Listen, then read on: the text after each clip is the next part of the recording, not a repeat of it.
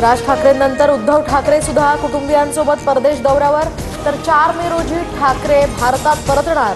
दोन्ही भाऊ मुंबईत परत आल्यानंतरच युतीच्या चर्चांना गती मिळणार।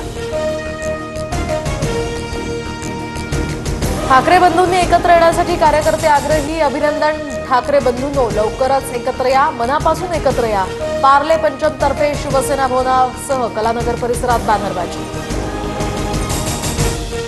राजकारणामुळे नाती तुटत नसतात, ठाकरे बंधूंच्या युतीचा विषय जिवंतच राहणार। राज ठाकरेंसोबत युतीसाठी उद्धव ठाकरे कमालीचे सकारात्मक, संजय राऊतांचे स्पष्टीकरण।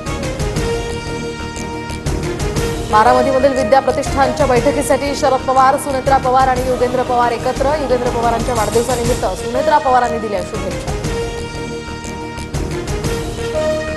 राज घनवटांच्या पत्नी मनाली घनवट यांचं आकस्मिक निधन, तर हा मृत्यू नाही तर आत्महत्या असं जवळच्या लोकांचं म्हणणं आहे। दमानी यांचा ट्विट करत निशाणा, राजेंद्र घनवट हे धनंजय मुंडे यांच्या कंपन्यांमध्ये डायरेक्टर। कॅबिनेट बैठकीत हिंदी सक्तीच्या शासन निर्णयावर चर्चेची शक्यता, हिंदी सक्तीच्या शासन निर्णयावर फेरविचार होण्याची शक्यता। बैठकीनंतर मंत्री दादा भुसे यांची पत्रकार परिषद। गर्भवती मृत्यू प्रकरणी दीनानाथ रुग्णालयाप्रमाणेच आता मणिपाल, सूर्या आणि इंदिरा IVF रुग्णालयांना सुद्धा अहवाल सादर करावा लागणार। अहवालानंतरच महाराष्ट्र मेडिकल काउन्सिल अंतिम निर्णय देणार।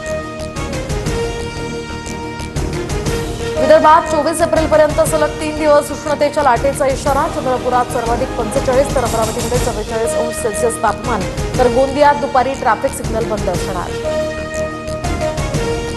एप्रिलच्या मध्यावरच राज्यात पाणी टंचाईच्या झळा, विहिरीतील पाण्यानं तळ गाठल्यामुळे वणवण भटकण्याची वेळ। काही ठिकाणी टँकरच्या फेऱ्या सुरू, तर जनावरांच्या पाण्याचाही प्रश्न अतिशय गंभीर।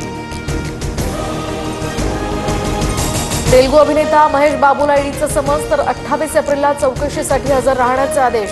महेश बाबू ब्रँड अँबॅसेडर असलेला साई सूर्या डेव्हलपर्सवरील धाडी प्रकरणी ही चौकशी सुरू।